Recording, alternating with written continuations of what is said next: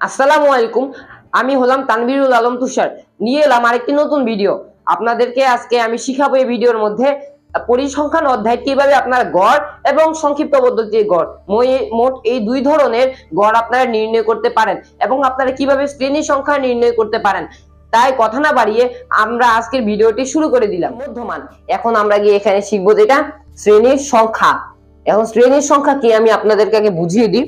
শ্রেণীর সংখ্যা হলো ঠিক এমন, আপনাদেরকে অনেক জায়গার মধ্যে দেখবেন যখন পরিসংখ্যানের মধ্যে আপনাদের এখানে অনেকগুলো সাজিয়ে দেয়, যে ঠিক এভাবে অনেকগুলোর মধ্যে এভাবে করে দেওয়া থাকে 10 to 11, আবার ঠিক এভাবে দেওয়া থাকে 12 to 23, ঠিক এমন ভাবে ধরেন আপনাদের এখানে দেওয়া থাকে। এখন যদিও আপনাদের এখানে দেওয়া থাকে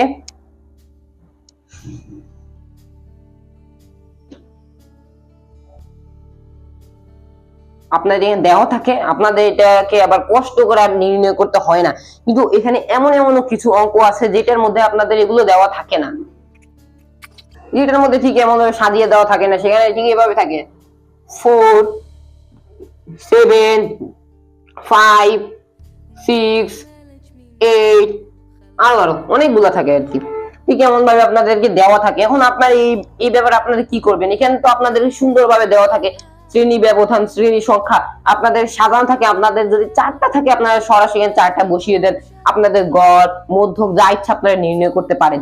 কিন্তু এরকম অবস্থায় আপনারা সরাসরি আপনারা গড় বা মধ্যক এগুলো আপনারা নির্ণয় করতে পারেন না।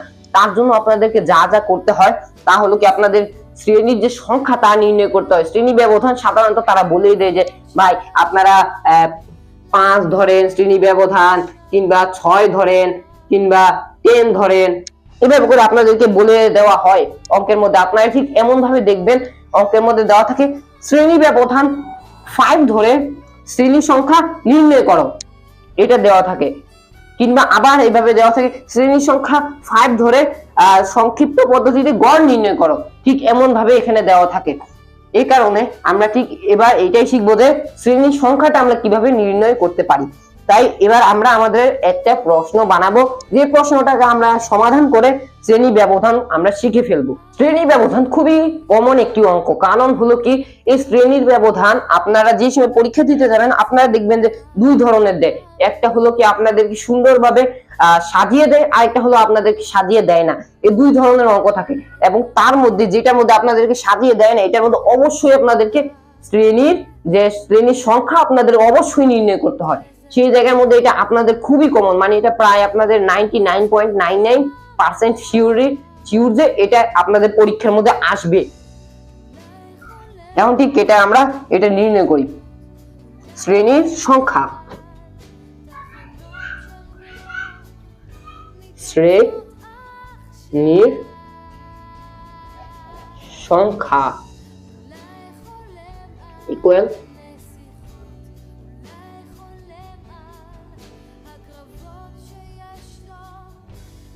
পরিসর ভাগ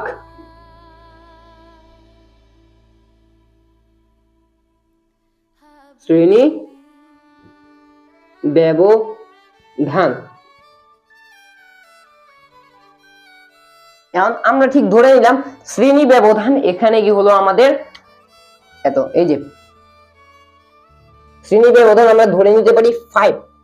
শ্রেণী ব্যবধান সমান 5, এবং আমরা পরিসরকে ধরে নিতে পারি 49। পরিসর ইকুয়াল 49, আমরা এটা ধরে নিলাম। এখন ধরে নেওয়ার পরে এটা অনুযায়ী এখন আমাদের অঙ্ক করতে হবে। পরিসরের জায়গার মধ্যে আমরা পরিসর বসিয়ে দিব 49, এবং আমাদের শ্রেণী যে ব্যবধান আছে 5 এটাকে আমরা এখানে বসিয়ে দিব। এবং এখন একটু অঙ্কটা করতে হবে ক্যালকুলেটরের মাধ্যমে। 49 ভাগ 5, 9.8। 9.8, আর 9.8 হলে ভাই আপনারা কি বলবেন যে ভাই 9.8 বের হয়েছে, শ্রেণী সংখ্যা ভাই কোনোদিনও 9.8 হয়, মানে শ্রেণী সংখ্যায় তো কোনোদিনও দশমিক থাকে না, এটা সবসময় পূর্ণ সংখ্যা হয়। তবে আমরা 9.8 দিয়ে কিভাবে নির্ণয় করব? খুবই সিম্পল, 9.8 যেহেতু এটাকে আপনারা অবশ্যই 10 করে দিবেন। অর্থাৎ আপনাদের যদি কোনো প্রকার দশমিক হয়, ওই দশমিকের পরে যে সংখ্যাটা আসে, যেমন আপনাদের যদি এমন আসে 5.7, তাহলে আপনারা করে দিবেন 6। আপনাদের যদি 7 পরে 5 আসে, আপনি এখানে করে দিবেন সরাসরি 8। ঠিক এমন ভাবে আপনাদেরকে অর্থাৎ একটু বাড়িয়ে নিতে হবে। আপনারা বাড়ালে কোনো সমস্যা নেই, কারণ যদি আপনারা একটু বাড়ান, ধরেন আপনাদের 10 হলো, আপনাদের সুন্দরভাবে আপনাদের সংখ্যাটা এটার ভিতরে চলে আসবে। কিন্তু আপনারা যদি আবার কম দিয়ে দেন ভাই ভুলবশত, তাহলে আবার সমস্যা। ধরেন আপনারা সব ধরনের মান আপনারা সঠিকভাবে নির্ণয় করতে পারবেন না। তাই এটা খুবই গুরুত্বপূর্ণ একটা অঙ্ক, তাই এটা আপনারা অবশ্যই এই সূত্রের দিকে নোট করে নেবেন। এবং এটা আমি যা বলেছিলাম একদম পুরোপুরি 99.99% আমি শিওর দিতে পারি যে এটা পরীক্ষার মধ্যে আসবে। তবে আমরা সর্বপ্রথম শুরু করি গড় দিয়ে। আমি আগে বলেছিলাম যে গড়ের মোট 2টা সূত্র আছে। গড়ের মোট আছে ভাই 2টা সূত্র। এখন আমরা এখানে দুটোটা সূত্র ব্যবহার করে গড় নির্ণয় করব। তবে সর্বপ্রথম আমরা 1 নম্বর সূত্র, যেটা সংক্ষিপ্ত ব্যাপারে বেশি ব্যবহৃত হয়, আমরা সেটাকে ব্যবহার করব। তবে আমরা 1 নম্বর সূত্রটা ব্যবহার করি, সেটা হলো ঠিক আপনাদের এটা, গড় x equal xi by n। এটা আপনার খুব বেশি ব্যবহার হয় এবং এই গড়টা নির্ণয় করাও খুবই সহজ। এখন আমি আপনাদেরকে গড়টা নির্ণয় করার কিছু জিনিস দেখাচ্ছি। ধরেন আমরা গড়টাকে এখন আমরা নির্ণয় করব। এখন xi এর মাধ্যমে আপনাদেরকে যা বোঝায়, আপনাদেরকে xi এর মাধ্যমে বোঝাচ্ছে আপনাদের গণসংখ্যা, xi এর মাধ্যমে বোঝাচ্ছে গণসংখ্যা, এবং n এর মাধ্যমে বোঝাচ্ছে, সাধারণত n এর মাধ্যমে গণসংখ্যার যোগফল দেখায়। কিন্তু এখানে হলো একটি ব্যতিক্রম, এই গড়ের মধ্যে n এর মাধ্যমে বোঝায় যে আপনাদের মোট গণসংখ্যা কয়টা আছে। আচ্ছা, এভাবে মুখে বলে হয়তো আপনারা একটু কম বুঝবেন, তাই আমি অঙ্কটা করেই দেখাচ্ছি।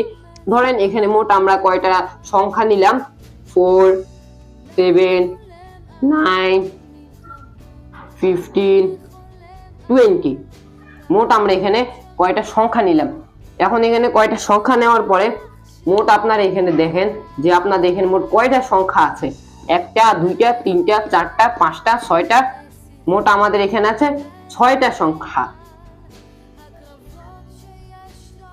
আপনারা এখানে গুণে দেখেন মোট আপনাদের এখানে কয়টা সংখ্যা আছে, 1টা, 2টা, 3টা, 4টা, 5টা। মোট আপনাদের এখানে আছে 5টা সংখ্যা। এবং আপনার এই 5টা সংখ্যা, অর্থাৎ আপনাদের এই অঙ্কের মধ্যে n সমান 5 এবং xi হলো এই সবগুলা হলো ভাই আপনাদের xi। এখন আপনারা দেখেন এটা ঠিক আপনাদের কিভাবে করতে হবে। xi গুলোকে আপনারা সবগুলোকে প্লাস ভাবে বসাতে হবে। যেমন ঠিক এভাবে 4 প্লাস 7 প্লাস 9 প্লাস 15 প্লাস 20। দেখেন মোট আপনার এখানে 5টা সংখ্যাই ঠিকঠাক আছে এবং নিচে n, যেটা আমরা 5 নির্ণয় করেছিলাম, সেটা আমরা নিচে এভাবে 5 লিখতে হবে। এখন আমাদের সবগুলোকে যোগ করতে হবে। 4 প্লাস 7 প্লাস 9 প্লাস 15 প্লাস 20, তবে হবে 55/5। এখন হলো 55 ভাগ 5 সমান হলো 11। এটা হলো এটার গড়।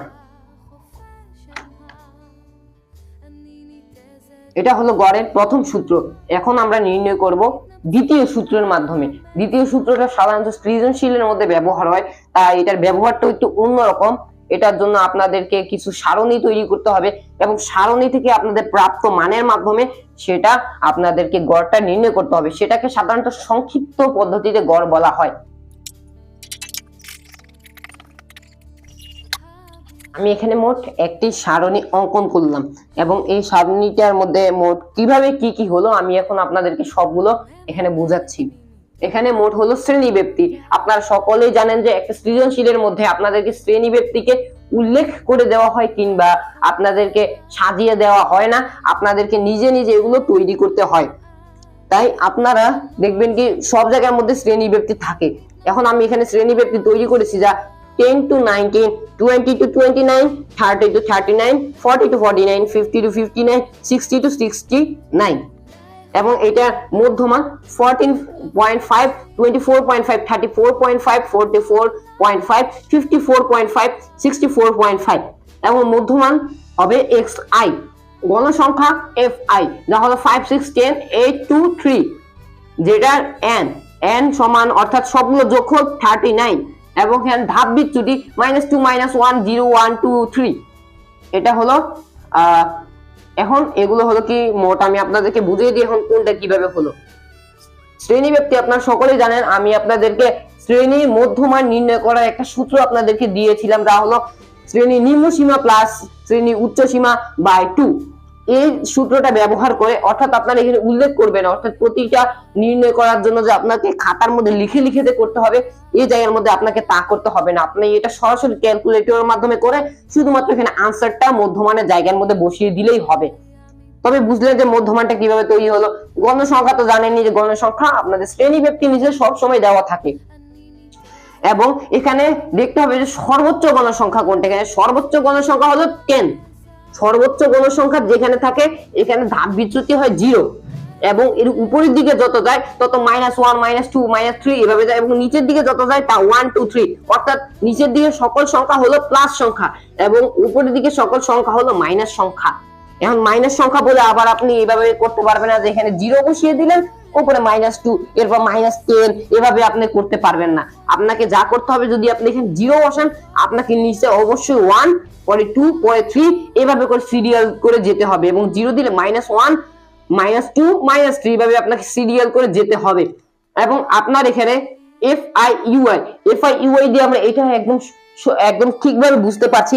আপনারা সকলেই হয়তো জানেন যে আমাদের গুণ অনেক ভাবে প্রকাশ করা হয়, যেমন গুণ এভাবে করলে হয়, যদি কেউ যদি বলে এভাবে f a into b তবে এটা গুণ, আবার কেউ যদি এভাবে দেয় যে a into b ঠিক এভাবে দেয় তবে এটাও গুণ, আবার যদি কেউ যদি ab দেয় তবে ভাই a আর b এর মধ্যে যে গুণ হবে সেটা এভাবে বোঝানো হয়। অর্থাৎ গুণ বোঝানোর জন্য সব সময় গুণের চিহ্ন ব্যবহার করতে হয় না, ঠিক এখানেও এভাবে গুণের চিহ্ন ব্যবহৃত হয় নাই, কিন্তু এভাবে আমাদেরকে বোঝাচ্ছে যে fi এবং ui এর মধ্যে গুণ করতে হবে এবং গুণ ফলগুলোই হবে এটা FIU এর মান। এখন দেখেন 5 into -2 সমান -10, 6 into -1 -6, 10 into 0, 0 এর সাথে যদি কোনো কিছু যদি গুণ করা হয় সেটা অবশ্যই 0 হবে, তাই এখানে 0। 8 into +1 তবে 8, 2 into 2 4, 3 into 3 9 এবং এই সবগুলোকে যোগ করে আমাদের FIUI মান বেরিয়ে হয়েছে 5। এখন আমাদেরকে যা করতে হবে এই সবগুলো মানকে আমাদের সাইডে নোট করে রাখতে হবে, কারণ আমরা সারণীটাকে আমাদের সঙ্গে রাখতে পারবো না। আরেকটা কথা, আপনাদের যে গণসংখ্যা যে সর্বোচ্চ যে গণসংখ্যা ওইটা তো আপনার ধাপ বিচ্যুতি অবশ্যই 0 ধরেছেন, যেটা ধাপ বিচ্যুতি আপনার 0 ধরবেন সেটা বরাবর যে মধ্যমানটা থাকবে সেটা হবে a, যেটা আপনাদের গড় নির্ণয়ের মধ্যে সাহায্য করবে। তাই এখন আমরা পাশে আমরা সকল মানগুলো আমরা এই সাইডে লিখে নিব। তবে সবার প্রথমে হলো আমাদের a ইকুয়াল 34.5 এবং আপনার এখানে যা করতে হবে আপনাকে এখানে করতে হবে 0 ধাপ বিচ্যুতি, তবে আপনার এখানে হলো FIUI ইকুয়াল 5 এবং আপনার n সমান 34 এবং আবার h, এই যে ভাই এখন আমরা যে h এ এসেছি, এইচটা আসলে কি এটা আপনাদের এখনো বোঝার বিষয়। এইচটা হলো গিয়ে ঠিক এটা আমরা এর আগে একটা অঙ্কের মধ্যে করেছিলাম, শ্রেণীর সংখ্যা নির্ণয় করার জন্য আমাদের শ্রেণীর ব্যবধান প্রয়োজন হয়। শ্রেণীর ব্যবধান বলতে হলো কি ঠিক এটা 10 থেকে 19 পর্যন্ত মোট ভাই আমাদের দূরত্বটা কত, 10 থেকে 19 পর্যন্ত দূরত্ব হলো আমাদের 10 থেকে 19 পর্যন্ত যদি আমাদের দূরত্ব হয় 10 তবে h সমান হবে 10। এটাকে বলে শ্রেণী ব্যবধান। অর্থাৎ শ্রেণী ব্যবধান অর্থ শ্রেণীর যে উচ্চ সীমা এবং নিম্ন সীমা, নিম্ন সীমা থেকে উচ্চ সীমা পর্যন্ত ব্যবধানটা কত সেটাই হবে h এর মান। তবে আশা করি আমি যে আপনারা বুঝতে পেরেছেন। এখন আমার এটাকে মুছে ফেলতে হবে সারণীটাকে, এটাকে রাখতে পারবো না। আপনারা তাড়াতাড়ি এখনো লেখেননি তারা দ্রুত এটাকে ভিডিওটাকে অফ করে আপনারা এটাকে দ্রুত গতিতে লিখে নিন। এখন গড়ের যে দ্বিতীয় সূত্রটা সেটা গিয়ে হলো এটা, এই যে আমি লিখে দিচ্ছি বোর্ডের মধ্যে, আপনারা দেখেন গড় x equal a plus FIUI by n into h। এটা হলো গড়ের সূত্র। এখন আমরা আগে থেকে মানগুলো নিয়ে রেখেছি, a সমান 34.5, FIU সমান 5, n সমান 34, h সমান 10। তবে আমরা এখানে মানগুলো জায়গা মতো বসিয়ে দিই। 34.5 প্লাস আপনার যে FIU এর যে মান 5/34 ইনটু 10, এটা হলো এটার মান। এখন আমাদেরকে যা করতে হবে, যদি আমরা সরাসরি 35 দিয়ে 5 কে যদি আমরা ভাগ করতে চাই আমরা করতে পারবো, কিন্তু তার ফলে আমাদের মানটা গিয়ে কি হবে, মানটা খুবই ছোট হয়ে যাবে এবং আমরা 10 দিয়ে যে সময় আমরা এটাকে গুণ করতে যাব তখন সামান্য একটু অসুবিধা হতে পারে। তাই আমরা একটা কাজ করব, সরাসরি এখানে যা করব আমি আগে লিখে নিয়ে আপনাদেরকে দেখাই। 5 এর সাথে আমাদের 10টাকে গুণ করে দিব, যেহেতু এটা গুণ অবস্থায় আছে আমরা সেটাকে 5 এর সঙ্গে গুণ করে দিব, তবে যা হবে 50/34 ইকুয়াল 34.5 প্লাস, এখন আমাদের করতে হবে যা 50/34, এটা করতে হবে 50/34 ইকুয়াল 1.47 নির্ণয় হয়েছে। এখন আমরা এখানে কি করতে পারি, 1.48 লিখে দিতে পারি এবং এটাকে আমাদের সঙ্গে প্লাস করতে হবে 34.5 প্লাস 1.48, তবে হবে 35.98। এটাই হলো আমাদের গড়ের আনসার। অর্থাৎ আমরা গড়ের যে দুইটা সূত্র আছে আমরা দুটোটাই ব্যবহার করা শিখে ফেলেছি। আরেকটা কথা, এটা তো আমি আপনাদেরকে শুধুমাত্র সূত্রগুলো আমি আপনাদেরকে ব্যবহার করা শেখাচ্ছি, কিন্তু এর মানে এটা না যে আপনি শুধুমাত্র সৃজনশীলের সময় একটা এইভাবে লিখে দিলেন বা এমন ভাবে লিখে দিলেন, এইভাবে করলে আর কি দেখতে একটু অসুন্দর হয়। তাই আপনাকে ভিতরে ভিতরে কিছু লেখা লিখতে হবে। যেমন হলো আপনাদেরকে এখানে বিভিন্ন প্রকার লেখা লিখতে পারে, সারণীর আগে আপনাকে লিখতে হবে সংক্ষিপ্ত পদ্ধতিতে গড় নির্ণয়ের জন্য প্রয়োজনীয় সারণী, এটা আপনারা লিখতে পারেন। এটা শুরুতে লিখলে অর্থাৎ আপনি যে কিসের জন্য সারণীটা তৈরি করছেন সেটা একটু ফ্রেশ হয়, এজন্য আপনি এটা লিখতে পারেন। এটা হলো খুবই ভালো একটা দিক, এটা লিখলে আপনার দেখতে সুন্দর হয় এবং শিক্ষক আপনাকে যে সম্পূর্ণ মার্ক দিতে কোনো প্রকার দ্বিধাবোধ করবে না।